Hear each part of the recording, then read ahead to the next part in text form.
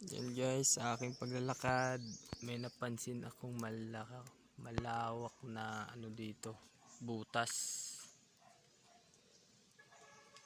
Yan. Medyo malalim din eh. Yan yung mga kahoy. Ito, malaking kahoy na to dyan sa ilalim. Yan, matayog.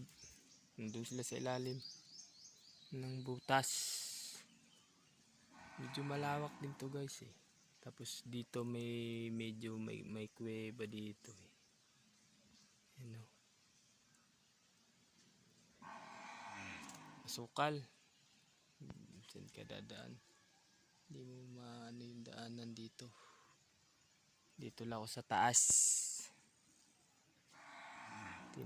Binidyo ko lang.